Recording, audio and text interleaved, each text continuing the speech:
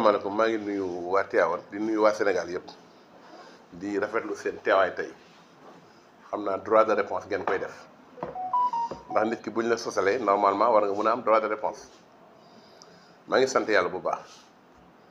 parce que terrain boobu mooy fi nga xam ne fa la maison de la jeunesse bi nekk ci ginnaaw maison de la jeunesse la ce qui est prévu jusqu'à l'heure où je vous parle c'est un terrain de football avec un terrain de basket. C'est ce qui est prévu là-bas. Il n'y a jamais eu de lotissement. Amul lotissement bu jaar conseil, amul leneen. Maintenant, il y a une partie bu nekk au fond bi nga xam ne fii la fa la kër yi nekk. Il y a 4 parcelles qui sont là-bas. Ou 5 parcelles, je ne sais pas. Je ne me rappelle plus. Sur ces 5 parcelles, on avait fait une annonce en disant ici, képp ku am problème ci suuf na nga ñëw indi ñu régulariser loolu la ñu defoon. Il y a une certaine personne benn nit moo fi ñëw indi 4 anciens attributions yi nga xam ne ni moom lañ ko joxoon depuis le temps de Diagne Sy bi mu ñëwee joxe ko ñu teg ko sur place bi ñu ñëwee ñu xool ko ñu ne kat nañ ko jëlaat delloo ko parce que bi ñu vérifié ba pare ñu ne kat nañ ngeen ko delloowaat terrain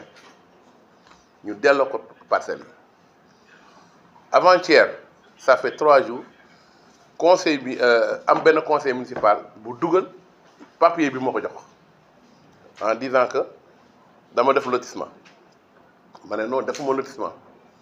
dama régulariser li nga xamee ni que moom waa ji moo ko indi muy Fall muy Adama Naar donc 4 parcelles yooyu lañ fa joxe espace bu toll noonu est-ce que 4 parcelles mooy lotissement 4 parcelles yooyu rek laa fa signé donc bu fekkee 4 parcelles mooy lotissement kon lotissement laa fa def mais ñëpp xam nañu que 4 parcelles c'est pas un lotissement régularisation boobu ñu def foofu li tax ñu def ko aussi on l'a fait sur la base de documents clairs nets et précis donc ñun amuñu dara lu ñu ciy nëbb la fa nekk na foofu bari na ay problèmes yoo xam ni man maa demal sama bopp je suis parti moi-même sur le terrain pour regarder ba ma agsee ci terrain bi j'ai vu que travaux yi ñu doon def am na benn zinc bu ñu clôturer wax naa entreprise bi mu dindi ko xam naa ne tey dana ko dindi parce que dama ko ne woon dindi ko parce que il faut que ñu clôturer ko pour nit ñi xam ne fii terrain de football loolu am na fa ci ginnaaw école bi gis naa aussi ñoo xam ni fatt nañ fa benn mur def nañ fa benn mur pour fatt benn yoon boo xam ni mooy génn ci sapeur pompier donc maa demal sama bopp yónniwuma benn doomu aadama dama dem sur place xool gis donc problème bi lii rek la amul lotissement foofu musta am lotissement donc bu nit ñi créé loo xam ni du dëgg nit ku booy wax da waxal ngir yàlla rek 4 parcelles yi nga xam ni moom lañ fa doon régulariser depuis Diagne Sy Mbengue la woon kon man amoo dara lu ma ci représentant bopp ainsi de suite loolu mooy nekk ci place terrain boobu. non kii peut-être question boo xam ne aussi population yi parce que dagg nañ fa benn jumaay ak benn daara ci pegg ba beneen côté bi tam ko yi ñu fay yeewu seen i génn ñu bëri tamit di joxoñ baaraamu tuuma ku mel ni Thierno Ka est-ce que Thierno Ka maire bi tam mu ngi liggéey ci wàllu ci secteur boobu. non maa ngi jégalu quoi c'est-à-dire Thierno Ka c'est le chef de quartier je pense man bi may nekk maire fa laa fekk jàkk ji fa laa fekk daara ji fa laa leen fekk nag yi ñu takk foofu mooy nag yi nga xamee ni que place boobu foofu ñu takk nag yi mooy 4 parcelles yi ñu signé fi nag yi nekk mooy 4 parcelles yi pour mu gën a leer 4 parcelles yi mi ngi yem ci fi ñu takk nag yi foofu la 4 parcelles yi yem à part loolu amul leneen lu ñu fa signé kon loolu leer na kon te 4 parcelles yi signé lu ma ko Thierno Ka Adama Fall laa ko signé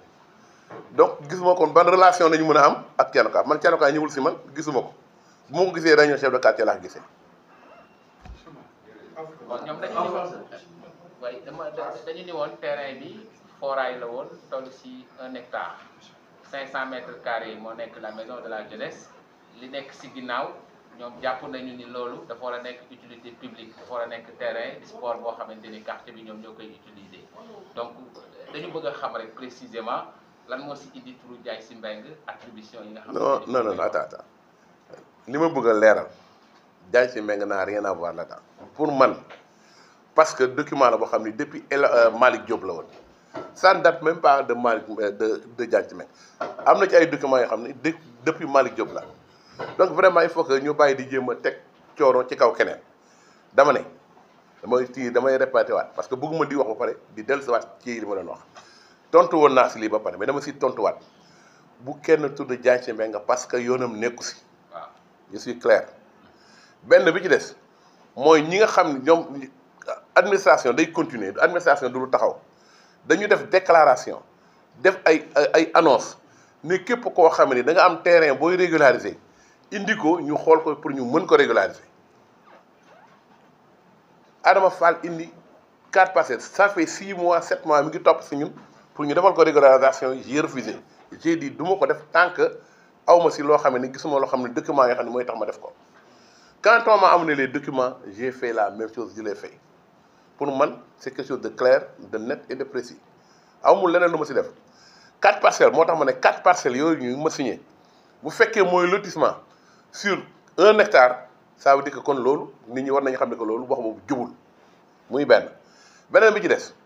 espace boobu nga wax ba may commencé wax laa ne c'est prévu dañu fay def terrain de football ak terrain de basket moi j'ai été clair que ça c'est la politique de la commune c'est pas moi qui l'ai décidé amul benn doomu aadama bu mun a indi këyit bu wonee ni que jox nañ ko këyit foofu ci terrain amul. voilà léegi ñu avant ñu dem ci français bi mu wax ci temps yi presse bi ñu ngi génn jóg si jëm ci wàllu mbas mi paas yi jox nañ ci ay marché képp waa FNAC yow ak sa doomu ci loolu tey jii ñoo ciy tontu. li may tontu si loolu tontu woon naa si déjà il y a 2 ans parce que rapport bi génnoon na il y a 2 ans rapport bi génnul tey du rapport bu bees OFNAC man maa fa yëbu sama bopp kenn yëbuwuma dañ ma convoqué mënoon naa xaar assemblée wax wala kenn wax dama leen de man kenn du ma convoqué te du ma dem man maa yëbu sama bopp OFNAC tey OFNAC lan la may reproché ñoom OFNAC mooy ñoom dañu naan rek yaakaar naa ni wala foog naa ni OFNAC loolu la ñu bind foog naa wala yaakaar naa loolu la ñu bind parce que tubaab boo ko bindee au conditionnel rek mooy ça veut dire que amuloo certitude et c'est ce qu'ils ont fait ils ont écrit au conditionnel nit nag booy bindee di sosal nit doo def conditionnel da nga naan diw def na nangam kenn reproché wu ma ne dama jël 1 kilo de ceeb kenn reproché wu ma ne dama jël benn marchandise kenn reproché wu ma ne dama def surfacturation kenn reproché wu ma ne dama jël xaalis lan lañ may reproché mooy yow député nga waruloo liggéey ndax sa doom moo yore société mais société bi ma koy am boobu temps sama doom xale bu ndaw la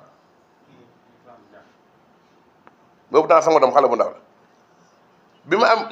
bi may dugg di nekk député fekk na ma yor société bi 23 ans avant di ko dawalal sama bopp waaw loo yore 23 ans avant boo jëlee sa doom ñu ne léegi député nga ma jël sama doom ne ko kat jàppale ma si liggéey bi en attendant parce que du ma am jot def ko mu nekk directrice générale société bi mu nekk directrice générale société bi bés bu gañee marché te marché bi aussi il faut que mu leer nit ñaa ngi wax surfacturation ñu nga dama ne ku mu neex nga génnee mun naa leen jox document yi prix bi nga xam ne moom la utiliser ci transport ceeb bi ak marchandise yi mooy prix bi nga xam ne moom la commerce intérieur di def tous les 3 mois di wax ni que région bii bu fa ceeb di dem 50 francs la région bii bu fa ceeb di dem wala marchandise dem 75 la donc amul 1 franc bu ñu ci yokk donc ñun ci base légale li nga xam ne moom la commerce intérieur fixé ca la ñu jëlee ceeb bi kon foofu mun a wax ne que da nga def surfacturation. Deuxièmement marchandise yi bu daan dem gendarmerie moo koy encadré ci port bi ba ci préfecture bu mu jëm kenn mësul ne ma wax ne manqué nañ benn voyage. Troisièmement amul kenn ku si mës a liggéey ñëw ñu ne kenn fayu la kenn mësul amul benn réclamation kon léegi bi OFNAC pare bi Cour des comptes di liggéey ndax Cour des comptes moo yóbbu tribunal c'est pas l'OFNAC Cour des comptes def na dossier am ba mu jeex kenn gis ci turu Diop Sy amul benn yoon bu Cour des comptes cité sama tur amul kon pourquoi nit ñi topp rek Diop Sy dafa neex c'est bien nañu wax amul benn problème je suis d'accord mais dama bëgg rek nit ñi xam ni du 1 franc bu ma jël du leneen li ñu wax assemblée nag assemblée avant nga fay dugg pour mu leer aussi boo ñëwee dañuy jox fiche na la mooy sa situation nga ne man chômeur la wala nga ne man liggéeykat la wala nga ne man propriétaire entreprise la sama fiche assemblée ba may dugg 2012 laa wax ba léegi la ma ca bind changé wul dama ne man propriétaire d'entreprise la damay liggéey nekk assemblée nationale ndax amul benn loi bu ko tere amul bu amee nañ ma ko wax règlement intérieur dafa ne rek na nga ko signalé wala bu fekkee dafa am kenn ko lay dimbale nga signalé ko loolu la ma règlement intérieur demandé bu fekkee dafa am sanction bu ñu may def na ma assemblée sanctionné parce que man bu boobaa ki nga xam ne moo def règlement intérieur ne sama lii règlement intérieur bi bëgguma ko jalgati mais bu ko nit jalgatee am na sanction nañ ma sanctionné bu fekkee règlement intérieur assemblée moo ko demandé je veux que ça soit clair parce que nag dafa wax ju nekk coow bi bari na man maa noppi woon rek mais il fallait que ma tontu parce que boo la ñëwee fi posé ma question dama leen tontu pour nit ñi xam parce que ku nekk ngi wax mais dama ne jëluma fi 1000 francs amul surfacturation jëluñu xaalisu kenn toppuñu xaalis du ci benn këyit donc Cour des comptes si boppam bu fekkoon dañ ñu topp xaalis Cour des comptes lu mu gàtt gàtt dina bind si. Deuxièmement transport bi du Diop Sy rek moo ko transporté juróom benn transporteur ak juróom benn transporteur association de transporteurs ñoo ko ñoom ñoo ko def waaw léegi juróom benn lañ pourquoi Diop Sy rek la ñuy tudd man rek maa ko doon def daw bi ci def damay leeral lu leer bi ñu def budget bi ne dañuy def transport bi ñoom ils avaient budgétisé 6 milliards 800 pour le transport des denrées loolu la état du Sénégal defoon comme budget parce que bi ñu koy def dañu jël benn valeur mooy 50 francs la tonne kilométrique bi ñu ñëwee dama ne man li may wax nit ñi xam nañ ma maa ne Mansour Faye lii kenn du ko fi def parce que boo defee 50 francs la tonne kilométrique da ngay indi problème boo xam ne ëllëg yow sa bopp doo ko mën a régler nañu basé wu ci li nga xam ne moom la commerce intérieur joxe prix yi commerce intérieur joxe kenn mënu koo dindi te kenn ñi mu ko wax parce que tous les 3 mois commerce intérieur day fixer prix wu lan la ñuy daw ci ceeb bu fekkee day jógee Dakar pour dugg dans les régions lii moo indi bi ñu paree transport bi au lieu de 6 milliards 800 on s'est retrouvé avec 1 milliard 900 et quelques loolu fan la sàcc am fan la sàcc am nit ñi nag wax dafa leen yomb wax ba pare sans seet nañu vérifier li ma wax damay wax toujours ne man lu may wax ci télé ku mu neex nga dindi wante ku dindi da nga ñëw ci télé dindi ko wala nga indi këyit bu leer wane ko man li may wax ci ay këyit yu leer laa koy teg ceeb boobu lu muy bari bari coow bi lu muy bari bari yëpp li juróom benn entreprise ko doon liggéey waaw kon man kenn rek fi nekk mu mel ne comme dañu ñëw jël ceeb bi jox ma ko kenn jox ma ceeb bi kenn jox ko sama doom tamit il faut que ça soit clair man ñun marché bu ñu dem dañuy dem appel d'offre bu ñu demee appel d'offre gagné ceeb bi kenn du ne du appel d'offre journaux yaa ngi fi këyit yaa ngi fi dañuy dem appel d'offre ñoom ñu gagné bokk si ñi ñuy retenir c'est tout donc mu leer dama bëgg a débat boobu nit ñi dañuy waxoon bu ma si wax dama siy wax parce que dindi tuuma du ragal dindi tuuma mooy da ngay dindi li nga xam ne ñu ngi koy teg sa kaw te du dëgg nga wax ko mu jeex waaw. voilà non mais pardon avant ñu dugg ci foncier bi. je m'excuse vous êtes des gestes Tivaouane aussi dafa am loo xam ni daf leen teewal trop parce que nit ñi ñu ngi doon yaakaar lu bëri notamment ci lotissement Yadiene beeg Sinu Xaar yi ak yu demee noonu parce que quartier Tivaouane la waa Tivaouane aussi ci la ñu bokk je crois que ñoom it bëgg nañu vraiment ku ci nekk am dëkkuwaay ci zone boobu mais coow li bëri na trop léegi dossier boobu dossier lotissement Yadiene beeg waxtaan yeeg borom kër yeeg yooyu lan moo ko tardé actuellement mënu la pare. Deuxième question bi mooy suñu mbokk tooro yi aussi yi nga xam ni baakaar yoon bi jaar na fa ñu lay félicité ci yoon boobu mais ñooñu aussi actuellement fan la seen mbir toll ci wàllu delloo leen jërëjëf maa ngi leen di remercier encore si côté boobu dossier Yadiene bi gis naa démb rek mu am benn sortie bu si am dossier Yadiene bi moo nekk nii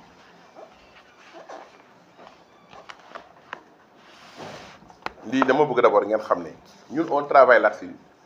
depuis que man ma nekk ci mairie bi dama ne kenn du laal benn tool te borom tool bi ñëwul signé convention ndax boo duggee ci toolu jàmbur te d'accordu leen bu subaa bu problème yaa ko tooñ moom laa mës a wax moom laay appliqué tamit bi ñu commencé liggéey pour la première fois dañu commencé liggéey parce que du benn promoteur rek moo fa nekk y en a plusieurs benn côté bi liggéey nañ ko presque ba mu jeex amul coow kenn déggu ci coow moo nekk ni mooy premier dossier bi foofu 25 hectares ndax lotissement bi dafa yàgg dama bu fekkee damay dellu ci Genève ci ak bi lotissement bi am na 5 ans am na autorisation de lotir am na yëpp depuis 5 ans kon man bi may ñëw ak léegi ça fait 2 ans kon fii laa ko fekk promoteur yi muy liggéeyu loo tamit ñoom ñooy nekkoon ci dossier bi kon ñoom it fii laa leen fekk kii mooy benn première partie bi mooy yi nga xam ni moo nekk ci kaw ñooñu liggéey nañu ko ba mu jeex presque fii li ñu fa bind fii du man maa ko bind dama leen di woon ngeen di xam parce que tamit c'est trop nii la ñuy def protocole yi protocole bi nii lay mel seeni borom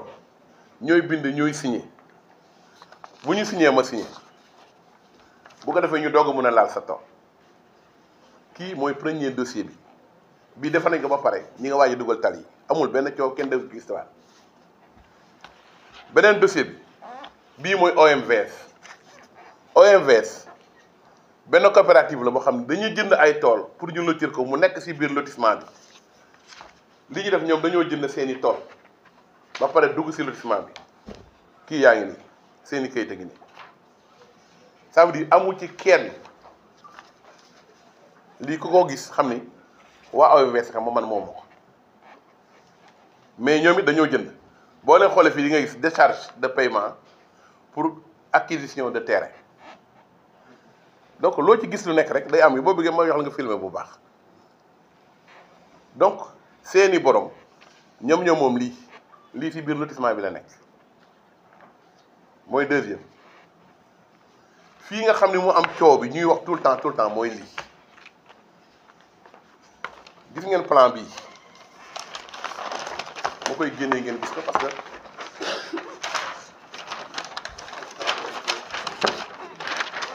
moo koy tudde xaaral plan de lotissement bi moo nekk ni fii bi ñu defee relevé bi koo xamee ni am nga fi tool rek sa tur mi ngi ci biir lii defaru ma ko de fii laa ko fekk du mu leer ça veut dire que koo xamee ni am na tool ci li nga xam ne ci lotissement bi la bokk rek am nga fi sa tur mi ngi ci biir fii ñii niñ ko daggee nii noonu la tool yi bindoo ci biir lotissement bi donc kenn ku ci nekk boo ñëwee dañ lay signaloo ne yow kat nga ne man am naa 1 hectare nga signé sa 1 hectare ñu bàyyi la sa morom ñëw signé 1 hectare am kenn par kenn waaw ba ne bi ñu ko defee ñu def benn premier liggéey ñu commencé liggéey bi ñu xëy suba ne dafa am koo xam ne dañoo dugg ci toolam yàq ko te fekk signé wul ñu jël dossier bi yóbbu ko tribunal procureur wooñu def enquête pour procureur wooñu ñu indi l'ensemble des documents administratifs du man fii laa ko fekk indi l'ensemble des documents administratifs teg ko jox ko l'ensemble des documents jox ko li nga xam ne moom la nit ñi signé parce que lii yëpp ay borom tool ko signé du man maa ko signé fii li ngeen di gis yëpp ay borom tool ko signé yëpp ay protocole ñii moom c'est ay protocole ak seeni suuf signé ko Diop mënu si dara am na yoo xam ne fii laa ko fekk am na yoo xam ne 2020 la parce que bi lotissement bi commencé ba léegi am na ñoo xam ne ñu ngi doon fii kii mooy liste bi nga xamee ni képp koo xam ne am nga fa tool sa tur ngi ci liste bi ak sa surface bi nga xam ne moom mooy sa surface tool donc buñ lay signaloo dañuy jël lii comparé ko ak la waaw lii mooy problème mu yaay jël maintenant am na ñaar ñoo xamee ni chaque jour problème bu am ñoom ñoo koy créer muy Samba Sey ak Mbaye Ndoye chef de quartier c'est toujours les mêmes dama bëgg nag xam ñoom li ñuy wax dem nañ ci procureur gars yi defal ko pare procureur ne joxe waat instruction ne commencé waat leen liggéey bi ñuy bëgg a commencé liggéey man leen bàyyi leen ba ma def situation bi ba pare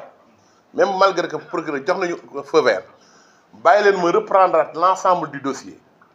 bu ñu ko reprendre jël ko segg ko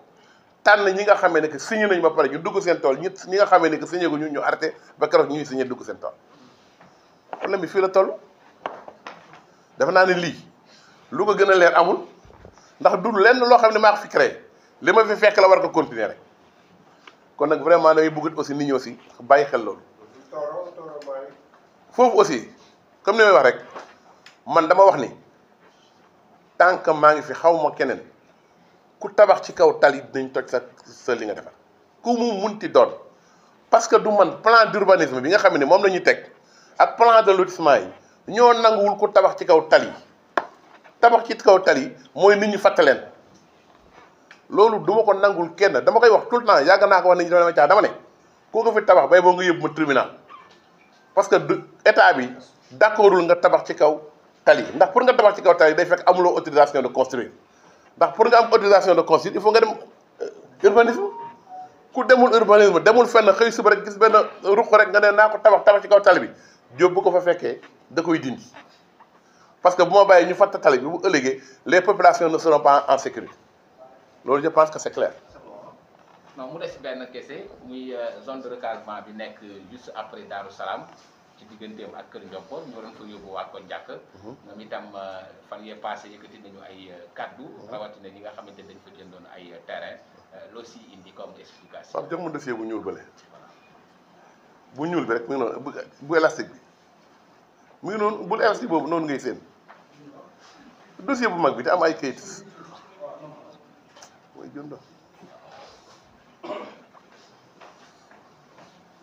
fii kii mooy dossier wu bi ngay wax collectif des impactés de la zone de recasement du na moo nekk ni dossier baa ngi nii préparé naa dossier bi ba pare le dossier est là préparé ba mu jeex tàkk mais zone de recasement FDV moo koy gérer mairie gérer wu ko comme FDV moo koy gérer nag da ngay jël dossier bi transmettre ko FDV pour ñoom ñu mun ko jël en compte c'est ce que j'ai fait bu ñu mënee xaaral dañ ko réglé amul problème léegi war naa dañante ak waa FDV parce que wax nañ que après dañuy ñëw fii pour ñu toog pour ñu waxtaan bu ñu ñëwee waxtaan ñu poser les problèmes ils sont 83 personnes mi ngi nii seen dossier ñu ngi ni individuel kenn par kenn lii moo nekk nii ñi fa amoon acte de vente ainsi de suite lii ay dossiers yi ma fekk la mais defar naa ko ba pare amul leneen lu ma si mën léegi damay xaaral waa FDV bu ñu ñëwee bu boobaa ñu traité ko kon nag Diop fan la duggee ci suuf je veux que ça c'est clair ba dama bëgg nit ñi rek xam ni que nit ku nekk looy def ko nga ñeme li ngay def lan la boo ko ragalee boo ëllëgee moo lay gaañ lii moom mooy dossier FDV kon te am nañ ñëpp am leen wax ngeen dossier FDV wax naa leen wax ngeen yaay jin wax naa leen wax ngeen toor wax naa leen ku ñëw ci kaw tali la ñu tabax mooy 2 voies yi ñu def 2 voies yi ñu def ñoom dañoo daggoon tali bi yéeg ci kaw 2 voies bi ma dagg ko ma dindi ko ndax tali la tali moom ku si tabax dama koy dindi parce que amuloo kayit même bu fekkee da nga am problème ci kii yow dama ci ki la jaay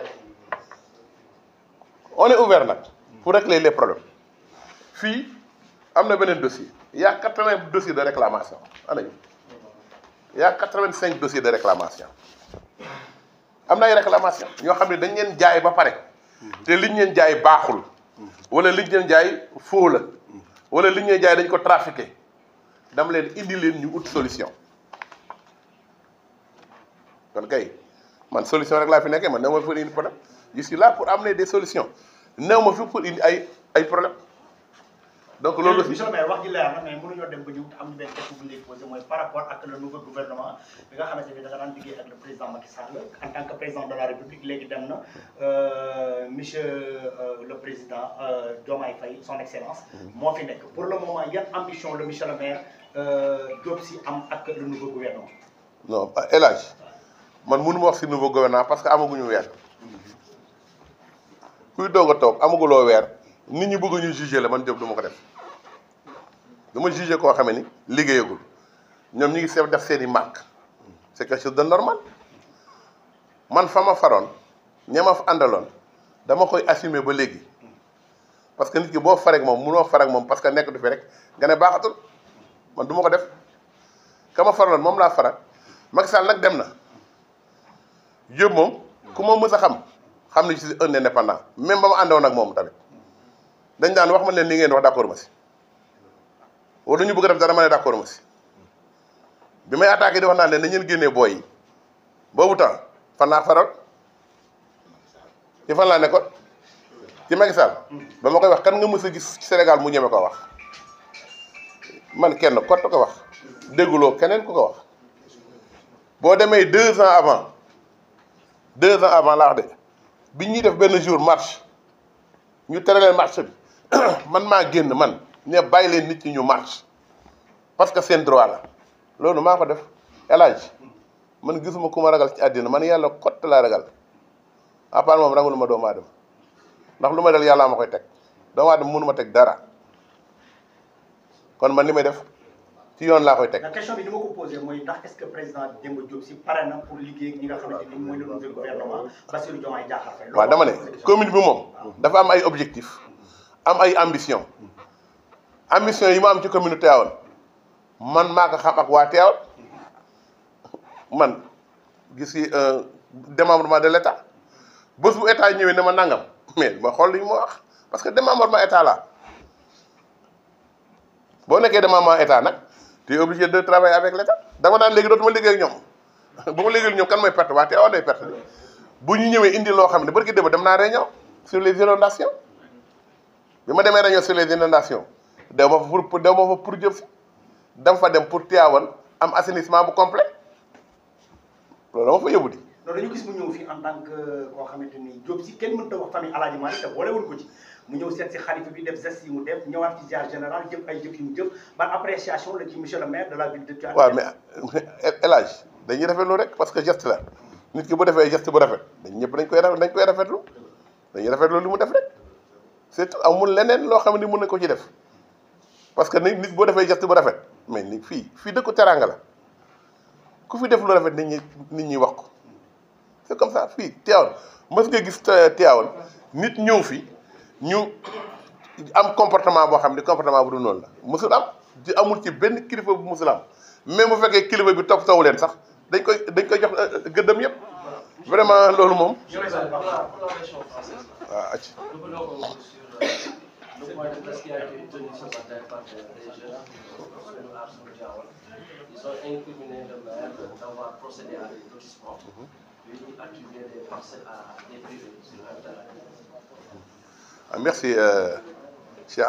Je vous remercie beaucoup de m'avoir posé cette question. J'ai suivi un peu le problème du point de presse des gens. Maintenant, ce que je vous amener seulement quelques précisions. Ça fait 5 mois, on avait fait des communiqués pour demander à toutes les populations qui sont à Tivaouane, qui ont des terrains litigieux, de se présenter et de régulariser leur situation. Un certain Adama Fall est venu, il nous a présenté des documents pour la régularisation. On ne l'a pas fait de suite. On a attendu,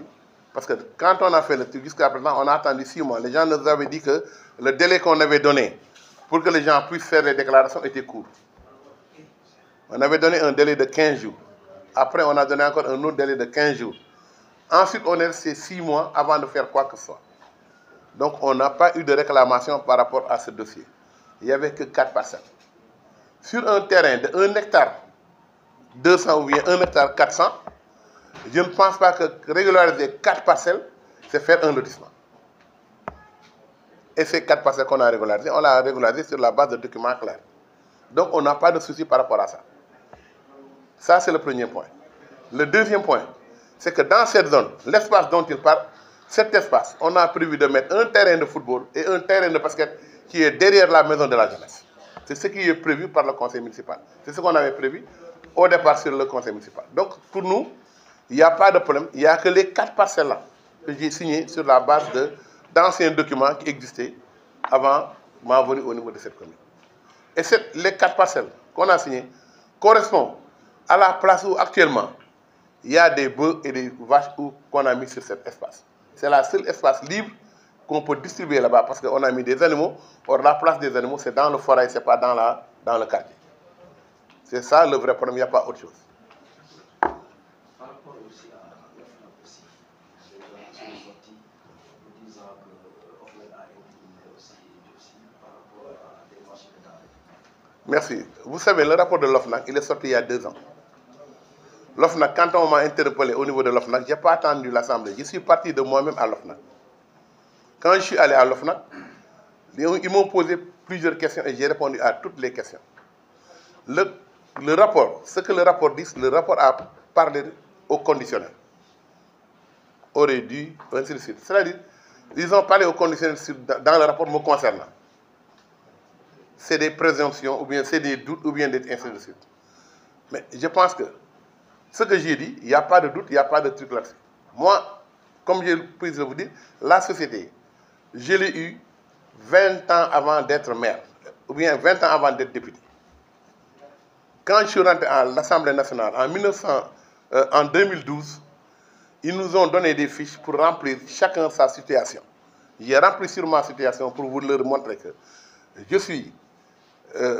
propriétaire d'entreprise. Je ne suis pas chef d'entreprise. Ce n'est pas une entreprise où il y a des associés. C'est une entreprise qui m'appartient. Ce n'est pas pareil. C'est une entreprise unipersonnelle. Ça veut dire que ça m'appartient. J'ai dit, je vais travailler en collaboration avec ma fille et je l'ai nommée comme directrice générale de la société. Elle est partie sur un appel d'offres. Elle a été retenue sur l'appel d'offres. Quand j'ai vu l'ampleur du travail durant le transport, pendant le Covid, j'ai dit ça, c'est un challenge. Il faut essayer de le réussir parce que le Sénégal ne l'a jamais fait. Donc, quand je suis arrivé, j'avais déjà trouvé que les gens avaient fait un budget de 6,8 milliards pour le transport des denrées. J'ai parlé avec le ministre, j'ai dit, monsieur le ministre, Mansour, ne prends pas le prix de 50 francs la tonne kilométrique.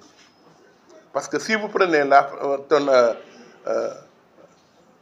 le montant de 50 francs la tonne kilométrique, vous allez arriver sur les 6 milliards. Et demain, les gens vont vous reprocher que vous avez distribué de l'argent.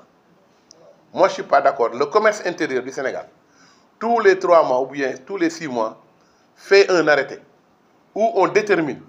le montant du transport des denrées à l'intérieur du Sénégal. J'ai dit, tu te bases sur ce document.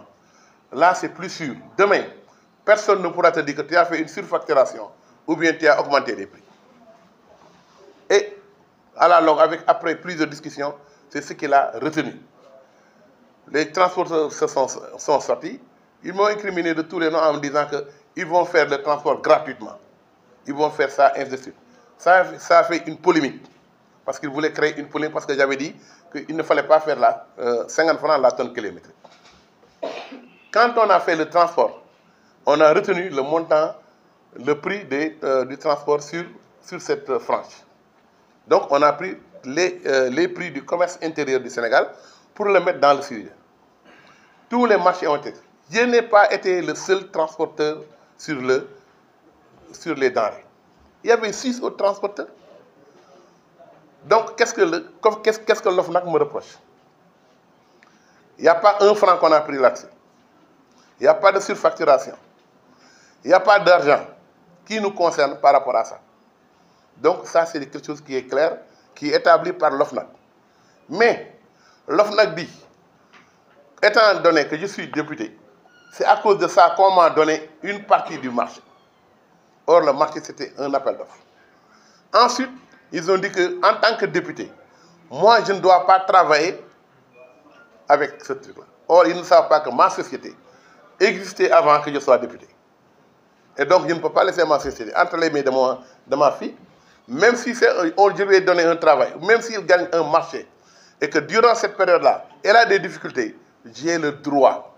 de venir assister ma fille dans le travail pour qu'elle réussisse ce qu'elle fait. Et c'est ce que j'ai fait. On ne nous reproche pas d'avoir pris 1 kilo. On ne nous reproche pas de ne pas avoir amené un seul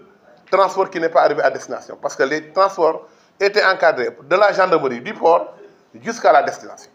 Donc, il n'y a pas eu de fuite. Il n'y a pas une personne qui est venue réclamer comme quoi qu'elle a fait son transport et qu'on n'a pas payé.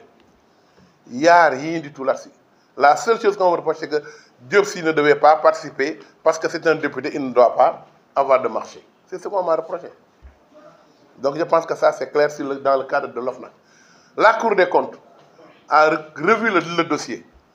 Vous n'avez pas vu dans le rapport de la Cour des comptes un seul mot où on a écrit mon nom. Un seul. Parce que la Cour des comptes te reproche l'argent. la Cour des comptes interpelle et envoie au tribunal. Dites-moi, ou bien quelqu'un peut me dire, dans l'ensemble de ces rapports, où on a cité le nom de Diopsi. Ça n'existe pas. Donc vraiment, je pense que ça, c'est un débat qu'il fallait, on l'avait déjà clos, on a ressorti le dossier, les gens en ont parlé, donc je ne voulais pas parler, mais je voulais attendre un peu avant de répondre à toutes ces questions. Donc je pense que ça, c'est le problème de la FNAC, c'est comme ça que ça s'est passé.